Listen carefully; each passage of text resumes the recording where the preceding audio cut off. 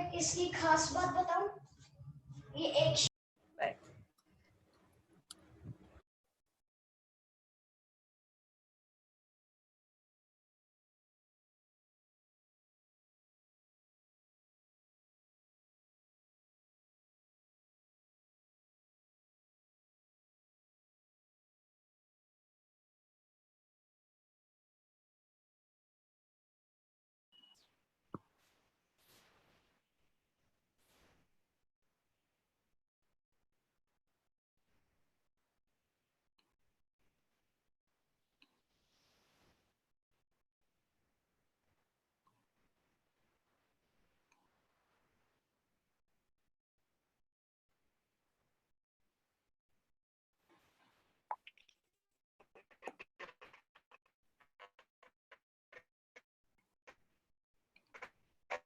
Good evening and a very warm welcome to everyone. A warm welcome to the dialogue series, Engagement of Auxiliary Nurse Midwives in COVID-19 Response in India, Perspective of Policymakers. This dialogue series is hosted by Women in Global Health India in partnership with ANSWERS, Academy for Nursing Studies and Women's Empowerment Research Studies. I take this opportunity to extend a very warm welcome to our esteemed panel, as well as the audience who are spanning across India.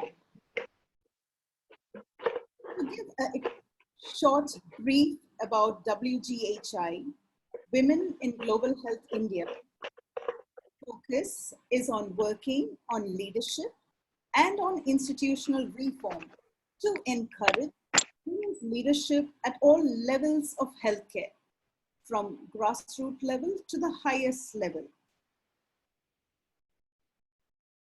ANSWERS, our collaborating partner in this dialogue series, was started in 1990 as a professional, technical, non-profit organization with the principles of quality and equity within healthcare and among healthcare providers. ANSWERS strive to achieve this through enhancing knowledge, skill, advocacy, and commitment of healthcare providers such as nurses, midwives, auxiliary health workers, doctors, and others through strengthening linkages between providers and women for gender-inclusive healthcare. In June 2020, WGHI successfully conducted 3 webinars which sought to amplify the voice of ASHA workers and the issues they faced in COVID-19. And today, we would like to recognize and appreciate and amplify the effort of another group of frontline workers, very vital to our health system. The first part of this dialogue series, which happened a few days earlier, brought together ANMs from different parts of the country, from Rajasthan, from our capital, to Kerala, Assam, and from Maharashtra. These 5 ANMs shared their experiences of what their daily life was like as they took on the work of COVID-19 priorities, as well as managed their other workload.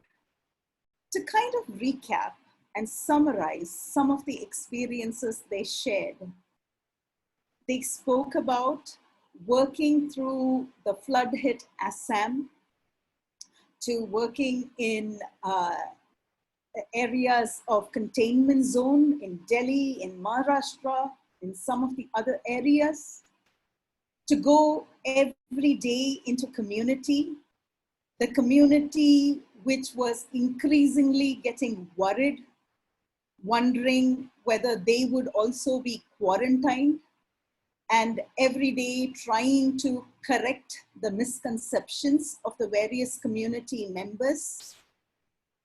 In the evening or when the day ended, they would come back to their homes. And for some of them, the neighborhood took on a more suspicious look at them because they were engaged in COVID-19 work. And yet they spoke of the tremendous support they got from various quarters, from the different team members, to their families as they continued with their work.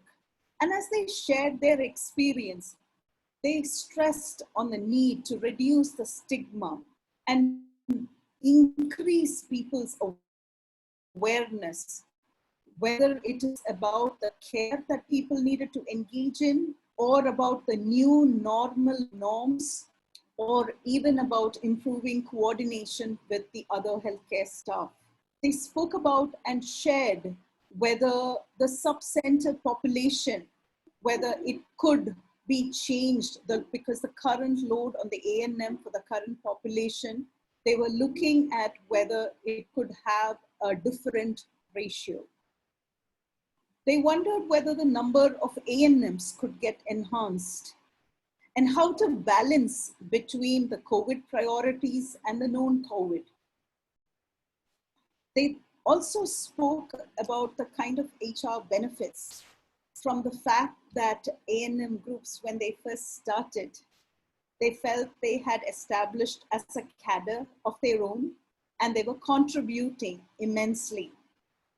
But whether there could be a possibility of a risk allowance or perhaps a greater health insurance. They also looked at their own career graph and looked at what could be the possibilities. They also discussed about how can the difficulties of transportation issues to reach their workplace, where there are options to get that sorted out. This group of frontline health workers, like the others, require our tremendous appreciation, respect, and recognition. And it is this end that we are trying to do through this dialogue series. And today we have an extremely diverse curated panel who are going to, share their thoughts about how their experiences of working in different areas and their ideas on what could be the changes they have already brought in, or what could be the suggestions for the way forward. I take this opportunity to hand over this session to the moderator, Ms. Sunita Chowdhury, a nursing by education with a master's in public health and a very active member of ANSWERS. So let us all learn by listening. And I hand over this session to Sunita. Sunita, over to you. Thank you. Thank you, Preeti. A very good evening, everyone, and a warm welcome to all of you. I'm Sunita Chowdhury from ANSWERS, and I'm delighted to moderate this event, which has brought together a diverse set of representatives from government, professional association, international agencies to have a dialogue for effective management of A&Ms in COVID-19 response.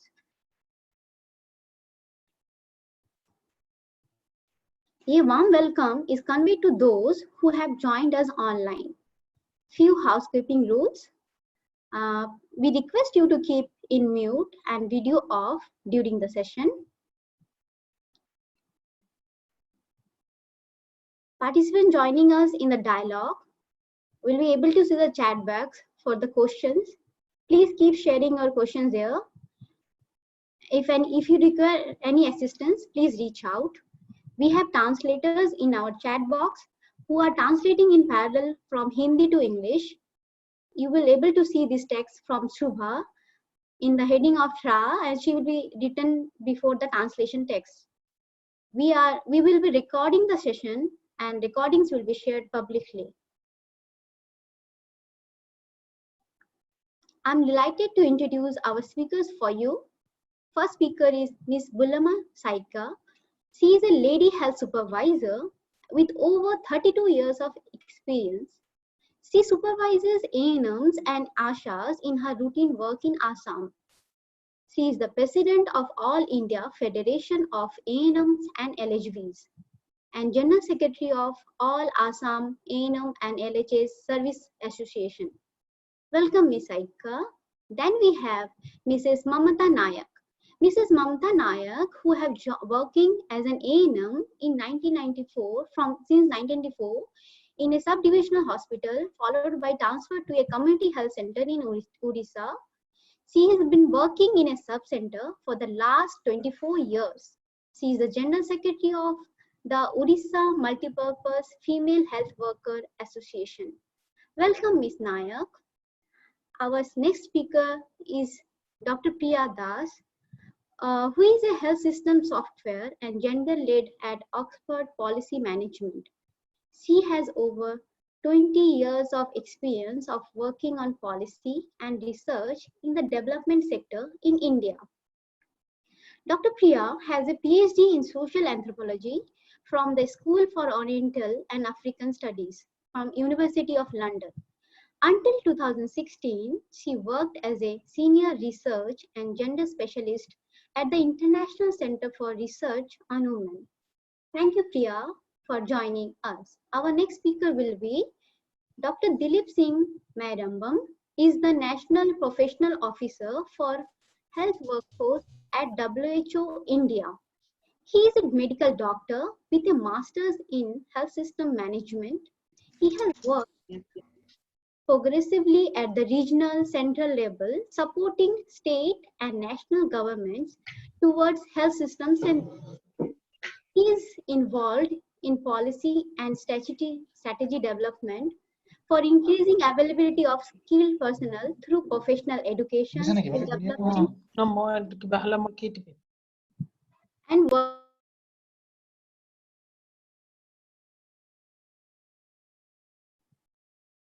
Okay.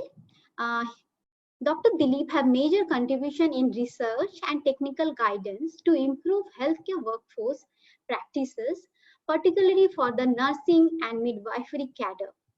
Thank you, Dr. Dilip, for agreeing to be with us. We are privileged to have Dr. Sonia Tika Khuller. She is an obs-gynae specialist and holds a master's in public health from London School of Hygiene and Tropical Medicine. She is Director Health Service in Haryana, where she is also serving as the Executive Director of the State Health System Resource Center. During her professional career, spanning over 25 years, Dr. Sonia has worked extensively in the fields of RMNCH+A, HIV/AIDS, health system strengthening, in international organizations like UNICEF, WHO, or also in the public sector as well as non-for-profit sector. Dr. Sonia has led HIV prevention and control program for Chandigarh administration. We are privileged to have you all in today's panel. So let's start. I'm going to start here from Hindi, in Hindi. So आज का जो हमारा main agenda है, जैसे हमने पिछले संवाद में एएनएम के योगदान और चुनौतियों पर ध्यान केंद्रित किए थे, आज के बातचीत में, आज के हमारे पैनल में हम लोग उनकी एएनएम्स की उभरती चुनौतियों के समाधान के तरीकों और तंत्रों पर चर्चा करना चाहते हैं। इस एजेंडा के साथ मैं हमारे सबसे पहले स्पीकर मिसेस बुलमा जी, जो मिडवाइफरी एसोसिएशन से की रिप्रेजेंटेटिव है, उनको वेलकम करना चाहती हूँ। मिस बुलमा जी, जैसे कि हमने पिछले बातचीत में हमारे साथ विभिन्न राज्यों की एएनएम जुड़ी थी हमारे पिछले डायलॉग में, और उन्होंने हमारे सामने बहुत चुनौतियों को रखा था, जैसे transportation issues, safety, physical, mental issues के साथ बहुत इश्यूज उन्होंने हमारे सामने रखा था। तो as a representative, as a प्रतिनिधि के रूप में क्या आप साझा करेंगे हमारे साथ कि all India federation of ANM and LHB क्या भूमिका निभाती है, और भूमिका निभाती है इन हमारे एएनएम्स के चुनौतियों को निपटाने के लिए राज्य या राष्ट्रीय स्तर पर। बुलमा जी। हाँ, नमस्ते। और पहले तो मैं आप सबको शुभकामनाएं देती हूँ। धन्यवाद देना चाहती हूँ वो हमारा मेंबर के बारे में, ये प्लेटफॉर्म में हमको कुछ ना रूल का बारे में बताने के लिए, वो शेयर करने के लिए मौका दिया, इसीलिए आप लोगों को धन्यवाद देती हूँ। All India federation of ANM LSBs वो 2015 में स्टैब्लिश हुआ, और पहले हम स्टेट का वो ANM का LSBs का वो एसोसिएशन है, लेकिन वो ऑल इंडिया से तरफ से नहीं है। इसीलिए हम 2015 में वो दिल्ली में एक प्लेटफॉर्म स्टैब्लिश किया है। ऑल स्टेट का ANM LSB का मेंबर्स को लेकर हम तालकटोरा स्टेडियम में नेशनल कन्वेंशन पता है। बाद में हम लोगों ने एक सेंट्रल कमेटी भी बनाया है। वो कमेटी भी जरिए हम लोग वो ऑल इंडिया का सबका वो ANM LSB से हम लोग बातचीत किया है, और तब से हम लोगों ने एक व्हाट्सएप ग्रुप खुला है। और फेसबुक भी हमारे पास भी है, बहुत ज़्यादा हमारा फ्रेंड भी है फेसबुक में, और हमारा एक ऑल इंडिया से तरफ से एक हमारा व्हाट्सएप भी है। इसीलिए एक व्हाट्सएप में जरिए हम ऑल इंडिया का ANM LSB का क्या है, कोविड का बारे में क्या है क्या नहीं है, इसे हम जानने के लिए भी कोशिश किया है। वो हमारा फर्स्ट टाइम हम लोगों ने वो लोगों को करेक्ट इन्फॉर्मेशन देने के लिए हम कोशिश कर रहा हूँ। जो हमारे लिए आया है गाइडलाइन, ये गाइडलाइन को हम शेयर करती हूँ वो ग्रुप में, और शेयर करने के बाद भी वो हमारा जो स्टेट का कमेटी है, कमेटी के जरिए हम क्या मिला क्या नहीं मिला, ये हम लोग को जानकारी हमको पता चलने के लिए हम काम किया है। और बाद में वो हम ANM लोगों को वो इनकरेज कर रहा हूँ, जे वो कोविड का नया वायरस आया है हमारा इंडिया से, वो वर्ल्ड से, लेकिन ये कैसे हम काम करेंगे, वो सरकार ने क्या गाइडलाइन दिया है, कैसे कैसे काम करने के लिए हम लोगों को प्रोटेक्शन मिलेंगे, ऐसे हम वो लोगों को वो एनकरेज कर रही हूँ। और पब्लिक हेल्थ का बारे में भी हम लोग वो लोगों को बताया है, जो पब्लिक हेल्थ के बारे में हम काम करेंगे, वो कोविड के बारे में काम करेंगे, लेकिन पब्लिक हेल्थ को हम मत छोड़कर, लेकिन mother and child is very important हमारे लिए, लेकिन इम्यूनाइजेशन करने के लिए और जो हमारा काम है ये करने के लिए भी हम सब मेंबर्स को एनकरेज किया है। और वो सेफ्टी मेजर्स के लिए भी हम लोग वो बातचीत किया है, जो क्या आप लोगों को सेफ्टी मेजर्स मिलता है, वो नहीं मिलता है, लेकिन हम वो लोगों को व्हाट्सएप ग्रुप में सबका हमारा मेंबर शेयर करती है क्या मिलता है और क्या नहीं मिलता है। और इंसेंटिव के बारे में भी, ट्रांसपोर्टेशन के बारे में भी हम लोग ये बातचीत किया है, और क्या हमारा प्रॉब्लम है। लेकिन हमारा वो ANM लोगों का, वो LSB लोगों का वो पब्लिक हेल्थ साइड में जो काम किया है गाँव जाकर, आप लोगों ने जानती है वो ANM लोग बेसिकली सब सेंटर में है, वो जनसाधारण के काम करने के लिए हम लोगों का इतना तकलीफ हुआ है, हम लोग तब भी हम लोग वो गांव जाकर वो काम करना पड़ता है। लेकिन आप लोगों ने जानती है जो वो जो ANM लोग गांव जाकर स्क्रीनिंग किया है, होम क्वारंटाइन में काम किया है, वो जो हम कोविड के बारे में भी गांव जाकर काम करना पड़ता है। इसीलिए हम लोगों का ANM लोगों का क्या है, ये वो पॉजिटिव है वो निगेटिव है नहीं पता, लेकिन जिस टाइम में वो गाइडलाइन में बताया है जैसे सोशल डिस्टेंसिंग मेंटेन करने के लिए, सबको रहने के लिए, घर में रहने के लिए, लेकिन ANM लोग तो वो घर जाकर ये जनसाधारण के लिए काम किया है। इसीलिए वो हम लोग वो ऑल इंडिया फेडरेशन की तरफ से सबको हम सेफ्टी मेजर्स के लिए बातचीत किया है। और कोई स्टेट में भी सेफ्टी मेजर्स नहीं मिलता है तो स्टेट का जो कमिटी, वो कमिटी को हम एडवाइस दिया है कि तुम लोग वो ऑफिसर लोगों के बातचीत करो, ऐसे हम बताया है। और एक बात है, हमारा एक वो जो एलोकेशन है, फर्स्ट टाइम जो एलोकेशन है ना, वो सैनिटाइजर के बारे में वो एक ऑर्डर निकाला है। वहाँ पे देखा जाए जो ANM का नाम भी नहीं है, सबका एम्प्लॉय का नाम भी है, लेकिन हम वो डायरेक्टर के पास जाकर ये डिस्कशन किया या क्यों ANM को लेफ्ट आउट किया है, ऐसे बातचीत करने के बाद भी हम लोगों को कुछ ना कुछ मिलता है। वो हम लोगों को all India federation of ANM LSB तरफ से सारा इंडिया का वो मेंबर्स को हम वो एनकरेज कर रही हूँ ये काम करने के लिए कोविड का। या गुलमा जी, आपने आपने अच्छा फोकस किया कि क्या आप लोग एज ए फेडरेशन आप लोग कैसे एक दूसरे के साथ मिल रहे हैं व्हाट्सएप के थ्रू, सोशल मीडिया के थ्रू, और आप लोग ट्रेनिंग अरेंज कर रहे हैं, एडवोकेसी अरेंज कर रहे हैं डिफरेंट डायरेक्टर को जाके या स्टेट डायरेक्टर को लेके। पर थोड़ा सा और हमें अगर बताते कि ये जो आपकी जो एसोसिएशन है पिछले किसी मुद्दे पे कि एएनएम के कोविड के दौरान नहीं, पिछले कुछ इस मुद्दों पे पिछले कभी काम किया है, किस मुद्दे एएनएम के किस मुद्दों को लेके आया है सामने, और उसके लिए उन्होंने क्या क्या किस किस स्तर के लोगों के साथ बातचीत किया है। हम लोग ऑल इंडिया फेडरेशन और एएनएम एलएसबी के तरफ से हम वो दूसरा प्लेटफॉर्म जाकर भी हम हमारा वो बारे में भी बताया है। और हम लोग वो जो ट्रांसपोर्टेशन के लिए कुछ भी नहीं मिलता है, इसीलिए हम वो ऑफिसर लोगों के जाकर हम ट्रांसपोर्टेशन के बारे में भी ये बताया है। और जो हमारा वो जो सब सेंटर है ना, सब सेंटर में वो क्या क्या नहीं है, वो क्या क्या होना चाहिए, वो सबको हम वो शेयर करते हूँ। वो दूसरा प्लेटफॉर्म जाकर भी हम वो हमारा मेमोरेंडम भी डाला है, क्योंकि हम लोगों को ये कोई ना कोई मदद मिले हमारा एएनएम का जो कैरियर पार्ट के बारे में और देखो डेवलप के बारे में। वो जो सब सेंटर है वो सब सेंटर का ऑल इंडिया नॉर्म्स में नहीं है। वो 5000 पॉपुलेशन में एक ही सब सेंटर होना चाहिए।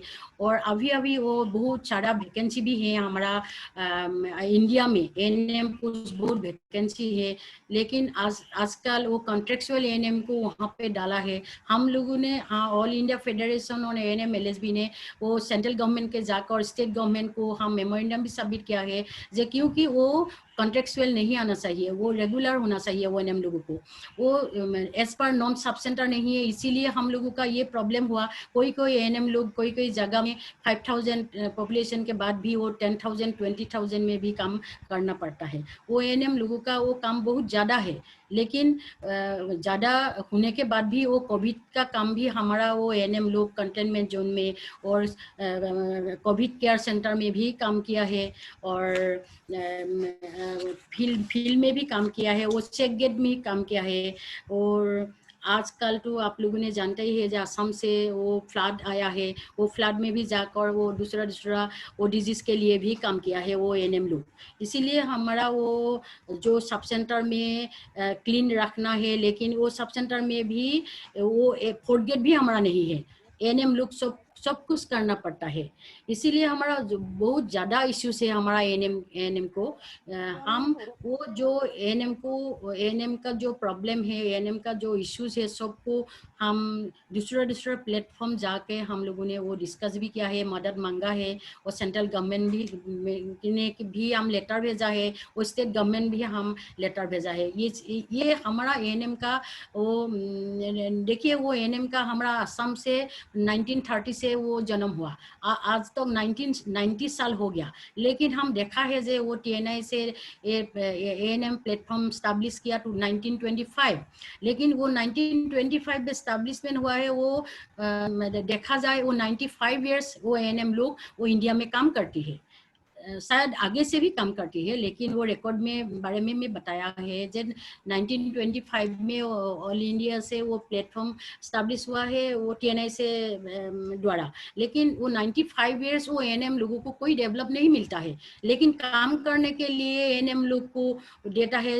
कोई नया आसानी आया है, वो आसानी का काम करने के लिए भी दिया है, लेकिन एएनएम का डेवलपमेंट के भी कोई कुछ नहीं आज तक नहीं किया। इसीलिए हम लोगों ने वो सेंट्रल गवर्नमेंट को, वो स्टेट गवर्नमेंट को वो मेमोरेंडम भी सबमिट किया है वो ऑल इंडिया का फेडरेशन की तरफ से।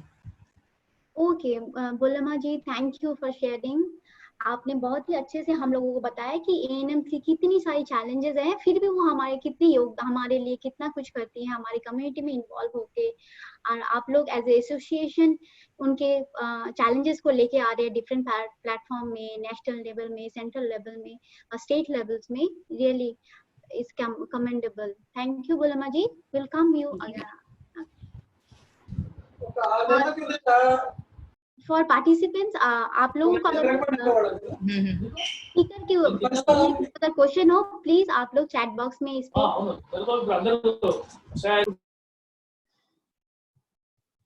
okay. We have little disturbance, so now we move on to our next speaker.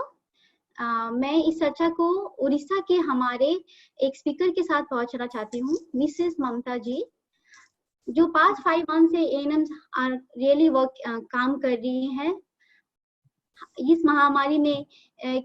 जो नई ये महामारी जो सबके लिए नहीं है और इसमें इन दिनों बहुत नई नई इंफॉर्मेशन आ रही हैं और आप लोगों के ऊपर नई नई जिम्मेदारियां भी आ रही हैं।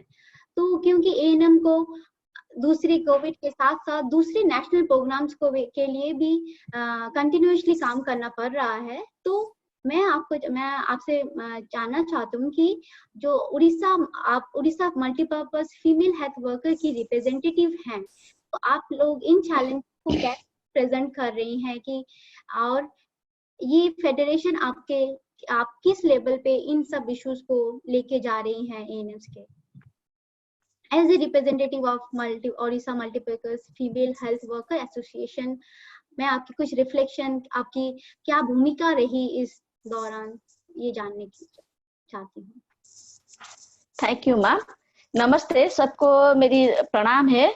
मैं उड़ीसा से ममता नायक, एएनएम जो Odisha multipurpose female health worker association की तरफ से आपको सबको बधाई देती हूँ और बहुत बहुत धन्यवाद देती हूँ WGH को, क्योंकि हम सोच भी नहीं थे हमको इतना बड़ा प्लेटफॉर्म मिलेगा हमारी बारे में, एएनएम के बारे में बोलने के लिए। क्योंकि एएनएम लोग के लिए ये कोविड-19 ये पैंडेमिक एक बड़ा चैलेंज है, क्योंकि हमको तो ऐसा चैलेंज कभी हमको नहीं, सभी पीरियड में नहीं, वो जो भी अभी एएनएम का जब से पैदा हुआ है, वो पोस्ट जब से पैदा हुआ है, ऐसे पैंडेमिक कोई भी नहीं देखा है।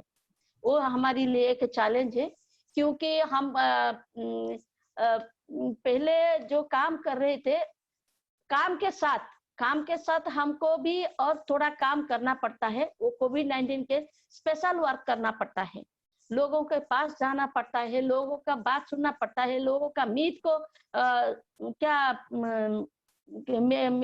को समझाना पड़ता है, लोगों को कैसे समझाना पड़ता है। ये तो ठीक है, लेकिन कोविड-19 पीरियड में हमको एक चैलेंज आया है एएनएम के लिए।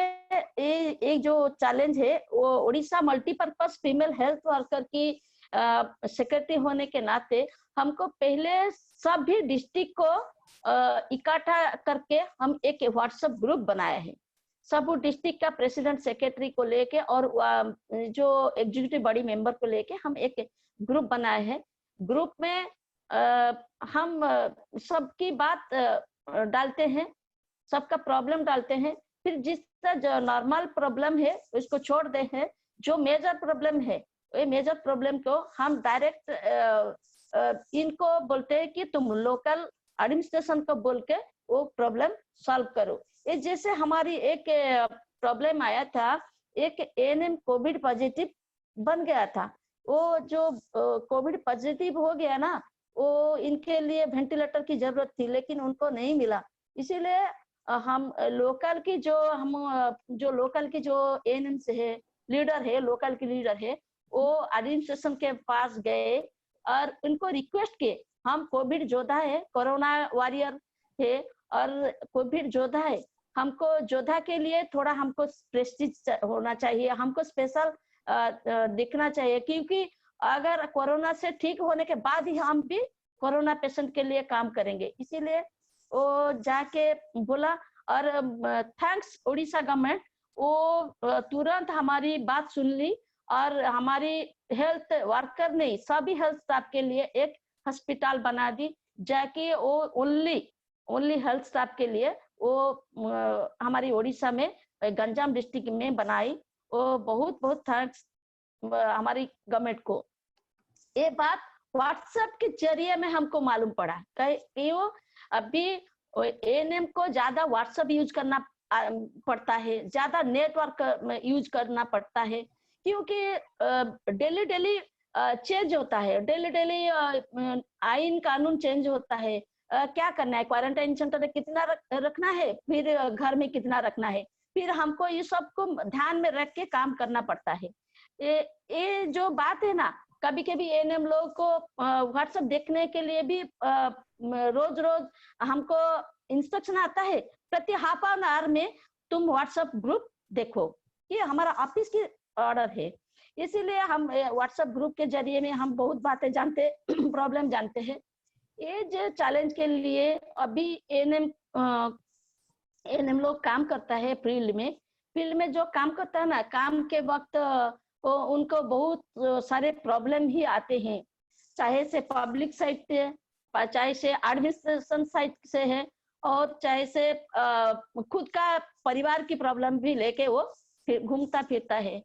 इसीलिए हमको ये चैलेंज को हमको हम क्या बोलते हैं, चैलेंज को हमको फेस करना पड़ता है, फेस करेंगे, क्योंकि गवर्नमेंट अभी जनसाधारण गवर्नमेंट हम खुद अभी विपद में है, डेंजर में है। इसलिए हम चाहते हैं सबको हेल्प करने के लिए, सबका सेवा करने के लिए। इसलिए ये जो चैलेंज को हमको फेस करना पड़ेगा, फिर भी हमको सेफ्टी चाहिए, जो पहले हम बचने के बाद ही हम सबको सेवा करेंगे। इसीलिए हमको सेफ्टी चाहिए। सेफ्टी के लिए हमको ये जो भी सेफ्टी के लिए जो भी चीज है वो हमको मिलता है, लेकिन ज्यादा नहीं मिलता है, शायद ज्यादा मिल जाएगा, मुझे ऐसे महसूस होता है। एक एएनएम अभी एक पंचायत में एक एएनएम काम करता है, एक पंचायत नहीं, कोई कोई जगह में दो पंचायत में भी काम करता है। वो जो पंचायत की दायित्व में रहता है, ए टू जेड की काम एएनएम को करना पड़ता है, क्योंकि एएनएम एक एएनएम को डॉक्टर की काम करना पड़ता है, लैबोरेटरी टेक्नीशियन की काम करना पड़ता है, फार्मासिस्ट की काम करना पड़ता है, फिर पेशेंट को देखना पड़ता है, इवन स्वीपर की काम करना पड़ता है। मानो इम्यूनाइजेशन सेशन, VHD सेशन, वो एनसीडी नॉन कम्युनिकेबल डिजीज जो होता है वो भी मैनेज करना पड़े, विदाउट क्या बोलती जहाँ फील्ड में काम करने वक्त हमारा सोशल डिस्टेंस एएनएम के कुछ भी नहीं है, क्योंकि वो एनसीडी जो जब काम करता है ना, एनसीडी करने वक्त लोगों के पास ही बैठना पड़ता है। क्या पीपी किट पहनने की काम करना आसान ही नहीं होता है। फिर ऐसे थोड़ा एक ग्लोव्स के जरिए में भगवान को नमस्कार करके काम करना पड़ता है, क्योंकि हम अभी लोगों को भगवान ही मान लेती हूँ कि वो जब VHD सेशन बनाते ना, VHD सेशन में गर्भवती का अगर हेल्थ चेकअप नहीं होगा तो उनका भी जीवन विपद में, बच्चों के इम्यूनाइजेशन नहीं होगा तो उनका भी जीवन विपद। इसीलिए हमको ये चैलेंज के लिए गवर्नमेंट के पास हम निवेदन करता है, एएनएम के लिए कुछ डेवलप के बारे में सोचने के लिए। एएनएम के लिए प्रमोशन का सिस्टम भी इतना बुरा है, क्योंकि हम उड़ीसा में 8000 एएनएम है, 1200 पोस्ट है, 1200 पोस्ट है प्रमोशन के लिए, कि इसीलिए वो एएनएम के लिए प्रमोशन का कोई सिस्टम इतना अच्छा नहीं है वो करने के लिए। फिर एएनएम का कैरियर के बारे में अगर गवर्नमेंट थोड़ा सा हमारे लिए सोचेंगे तो बहुत अच्छा होगा, कि एएनएम इतना काम करते ना, तो एएनएम के लिए हौसला बढ़ाने के लिए, एएनएम का साहस बढ़ाने के लिए, एएनएम का जो मन में खुशी लाने के लिए, एएनएम को जब LHB तक प्रमोशन मिलता है, तो कोई किसी को मिलता नहीं, कहीं प्रमोशन का पोस्ट तो नहीं है, ज्यादा नहीं है, इसीलिए फिर भी मिलता ही नहीं। इसीलिए हम सोचते हैं एएनएम को LHB से PHN को DPHN और डिस्ट्रिक्ट लेवल तक ले, पहले डिस्ट्रिक्ट लेवल तक ले, फिर स्टेट लेवल तक सोचेंगे। हम ऐसे सोचते हैं कि एएनएम को ट्रेनिंग ज्यादा, स्किल ज्यादा करना चाहिए। एएनएम को टाइम टू टाइम वो जो 3 दिन 4 दिन ट्रेनिंग देते ना, ये नहीं, हमको ज्यादा ट्रेनिंग चाहिए, हमको ज्यादा स्किल होना चाहिए, क्योंकि हम स्किल होने से लोगों को पास जाके हम थोड़ा सेवा देना हमको आसानी होगा। अभी एनसीडी आया है, एनसीडी आने के बाद हम ओनली टेस्टिंग करते हैं, टेस्ट करके उनको रिपोर्ट बताते हैं, रेफर करते हैं। जब हमको थोड़ा मेडिसिन के बारे में और थोड़ा ट्रेनिंग देने से हम भी उनका चिकित्सा भी करेंगे, क्योंकि फील्ड लेवल में बहुत दूर CHC डिस्ट्रिक्ट हॉस्पिटल वो ज्यादा दूर पड़ता है। इसीलिए हमारे पास अगर ANM को ज्यादा स्किल करने से हम उनका भी चिकित्सा, हम तो ऐसे भी चिकित्सा करते हैं, ठंडा, फीवर और कॉमन कोल्ड, बच्चों के डायरिया, मलेरिया, ये सब का ट्रीटमेंट हम करते हैं। फिर इसीलिए हम सोचते हैं गवर्नमेंट को हमारे लिए कुछ सोचना पड़ेगा। हमको थोड़ा आगे जाने के लिए कैरियर पाथ को ध्यान से हमको हमारे लिए करना बहुत है।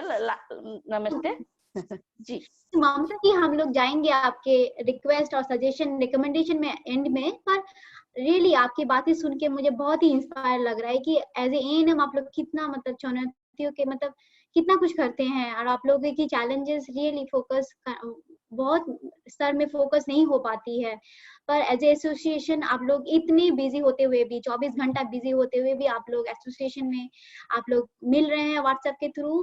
तो होप करती हूँ कि आप लोग इन उन चुनौतियों को आगे और बढ़ाएंगे एसोसिएशन के थ्रू, और हम लोग और आप लोगों की चुनौतियों पर और भी सुन पाएंगे। थैंक यू, आपने बहुत अच्छा शेयर किया, रियली मेरे लिए तो बहुत ही लर्निंग था ये। थैंक यू माँ। Thank you. So our next speaker is Dr. Priya Das.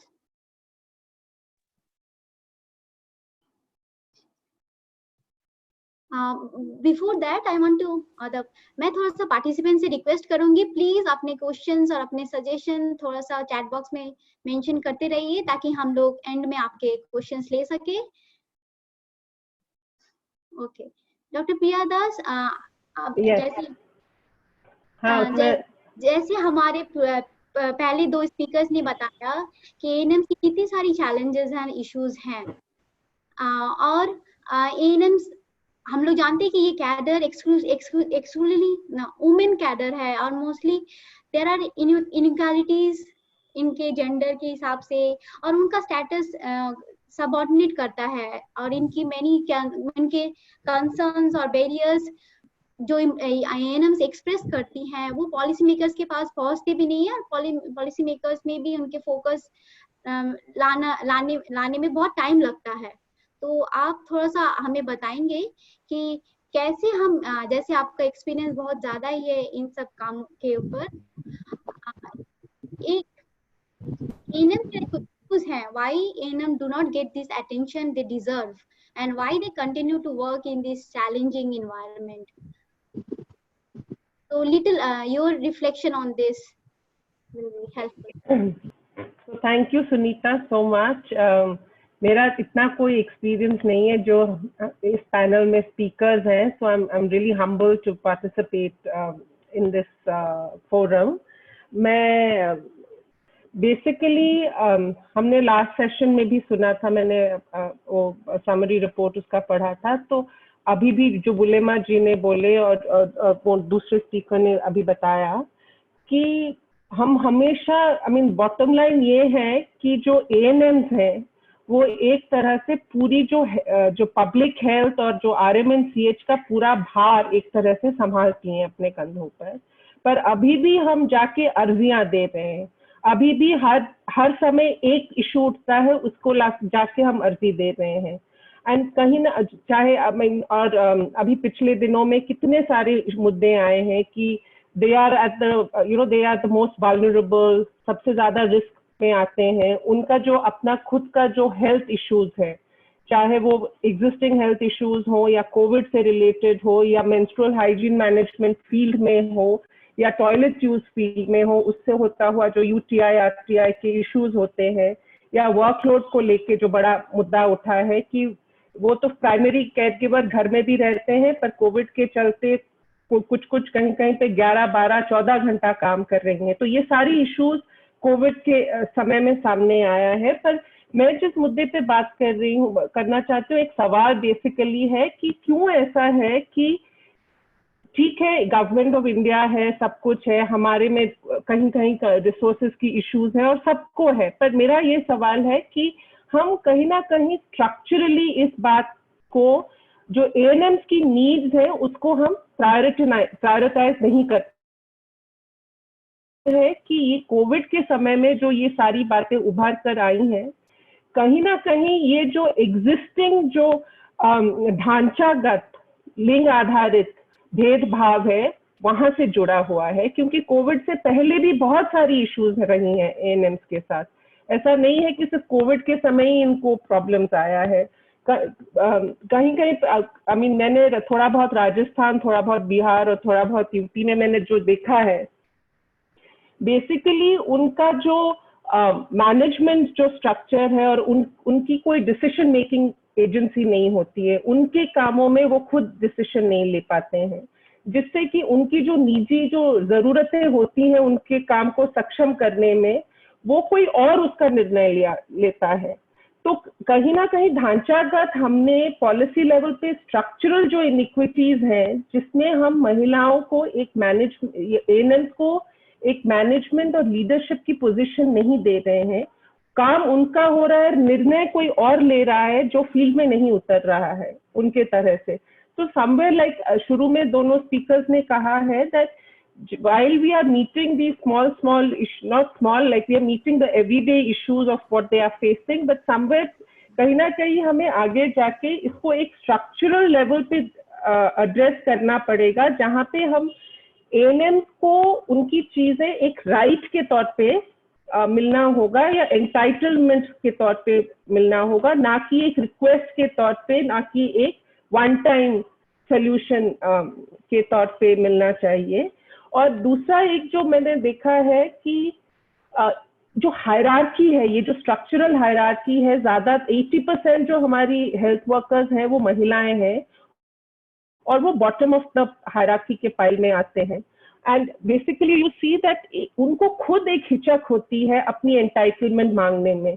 अभी जो रिसेंटली मैंने थोड़ा बहुत रिसर्च किया है, वहाँ पे PPE की मांग हो या जो कोविड के चलते जो थोड़ा सा इंसेंटिव मिलना चाहिए था ANMs को कई स्टेट में जो मिला नहीं है, उसको मांगने में भी ANM हिचकते हैं, कहते हैं नहीं हम इनसे नहीं बोल सकते हैं, उन्होंने बोला है अभी हमें नहीं मांगना चाहिए। तो वो जो एक हायरार्किकल सबऑर्डिनेशन है कि हमारा एंटाइटलमेंट है फिर भी हम नहीं मांग सकते हैं क्योंकि ये हमारा जो पोजीशन है सिस्टम में। तो आई थिंक समवेयर इन चीजों को और इन मुद्दों को एड्रेस करना जरूरी होगा, where we are talking about right based institutionally provided systemic entitlements for ANM, and also the fact that these grievance, what is the mechanism, what are the institutional mechanisms we have when we are talking about ANM's needs and rights. एक बहुत बड़ा मुद्दा होता है इनके outreach के work में, जो मेरे रिसर्च में आया हुआ है और बहुत लिखा भी हुआ है, इस सेफ्टी और सिक्योरिटी को लेके ना। तो ये तो जा रही है महिलाओं को हेल्थ सिक्योर करने के लिए, पर इनकी सेफ्टी और सिक्योरिटी का कौन ले रहा है, and what should be the institutional obligation to take care of this. तो ये कई so the main point being, and दूसरा ये है कि सारे ANM एक से नहीं है। So we have to understand that ANMs are not a homogenous group. अलग राज्य में, अलग स्थिति में, अलग कास्ट से होते हैं, अलग सोशल इकोनॉमिक बैकग्राउंड से होते हैं। तो कहीं ना कहीं वो जो इंटरसेक्शनैलिटी वाला इशू है ANMs के दायरे में भी हमें थोड़ा बहुत उसके बारे में सोचना चाहिए when we are thinking of addressing the structural inequity. तो मैं यहाँ पे रोकती हूँ अपने आप को। Thank you, Dr. Priya. Like really important thoughts, like valuable inputs from you. Like the issues regarding gender, class, caste is really important to bring ANM's issues here. As we are really learning short of time, so we are moving to Dr. Dilip. Dr. Dilip, you are really providing technical guidance on planning, implementation, health workforce management in a decentralized and different, मतलब आप different programs and policies को implement कर रहे हैं और different mid-level careers and human health workforce के लिए भी काम कर रहे हैं। तो आपकी experience के different states में जो है उसके अनुसार आप थोड़ा सा बता सकते हैं कि एएनएम्स के इवोल्यूशन के में क्या रोल रहा है और क्या क्या इनिशिएटिव्स अंडरटेकन हुआ है उनके existing issues to empower ANMs in different states. Dr. Dilip. Yeah, thank you so much. Good evening to all of you. First of all, I must offer my gratitude to WGH and ANSYS for bringing on the whole issue of ANMs and frontline workers to the forefront. In your first series, the ASHAs came out very strongly, and then you have chosen this platform to also bring the focus on ANMs. And also, I think today looking at the speakers, and I'm just trying to, balance the gender, equity within the speakers and the participants. Thank you. This is a very difficult thing I'm trying to negotiate today, because in the short period that I had, जितना कम वक्त है मेरे पास, उसमें मैं सदियों का जो सफर रहा है ANMs का, which has spanned decades, and I'll just try to, in a nutshell, I want to present it to the participants over here. For me, I think there are clearly, three phases which emerge out of this whole journey for the auxiliary nurse midwives, So one is the reproductive child health and the ambulatory care, which may be चाहे वो sub centre में हो, चाहे वो community visits पे हो, तो जिस तरह की रिप्रोडक्टिव चाइल्ड हेल्थ की, जच्चे बच्चे की स्वास्थ्य के संदर्भ से काम करते हैं ANMs, या जो कि माइनर एलिमेंट्स के ट्रीटमेंट में.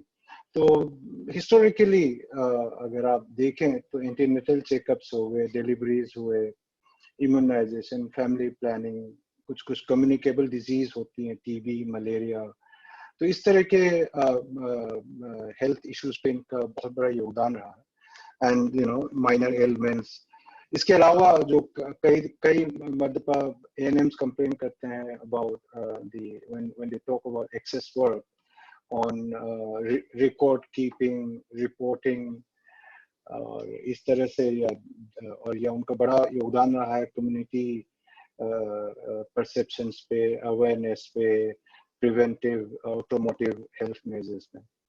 अब जब हम इस सदी में आए हैं तो उसमें एक कम्युनिकेबल डिजीज में इनका रोल बढ़ता जा रहा है, in the sense that screening of diabetes, hypertension, और जिस तरह से सब सेंटर्स उभर के आए हैं उसमें यदि ऊपर से डायग्नोस होके आते हैं तो उनके ब्लड प्रेशर और शुगर की जो दवाइयां हैं उनके वितरण में या उनके मॉनिटरिंग में ब्लड शुगर और ब्लड प्रेशर के. और ये अभी जो नया जो एक स्पीकर ने कहा, जैसे हमने जिंदगी में कभी देखा नहीं इतने सालों में, सदियों में, पैंडेमिक जो कोविड-19 में जिस तरह से उनके रोल्स भी सबके सामने आया है, जैसे खासकर अगर हम देखें तो सर्वाइलेंस पे, और किस तरह से एडवोकेसी कर रहे हैं, अवेयरनेस स्प्रेड कर रहे हैं, किस तरह से उनका योगदान रहा है क्वारंटाइन सेंटर्स में, और किस तरह से इन सब के बावजूद इसेंशियल सर्विसेज को मेंटेन करना, ताकि गर्भवती महिलाओं का एंटीनेटल चेकअप्स होता रहे और बच्चों को इम्यूनाइजेशन रुके ना. तो इस तरह से इनके तीन किस्म से अगर हम देखें तो these are the three clear phases: reproductive child health, ambulatory care, non-communicable diseases, and the COVID-19 response as such. Now, अगर आप उनकी evolution की बात करते हैं कि how they have evolved, तो बहुत छोटा वक्त लेना चाहता हूँ आपको. In the 1900s, यानी पिछले सदी में, तो जिस तरह से ANMs की ट्रेनिंग्स होती थी, which was largely midwifery, mother and child health, तो जैसे जैसे कमिटियां बनती गई, कई सारे कमिटियां बनी हैं, तो उनका जो रोल है, other than just being an auxiliary nurse and midwife, they became multi-purpose health workers female.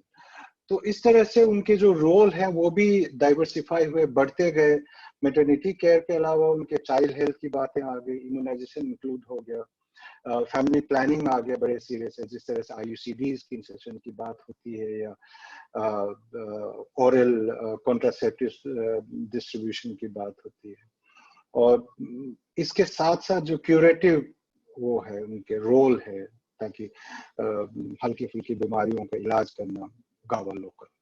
और इसी तरह से उनकी पढ़ाई के जो माध्यम थे, जिसमें उनकी सिलेबस होती थी, करिकुलम होता था, उसमें इस तरह से भी चेंजेस आए। और हाल ही में towards the end of the 1900s जो ANM की कोर्स थी उसमें तब्दीलियां आई।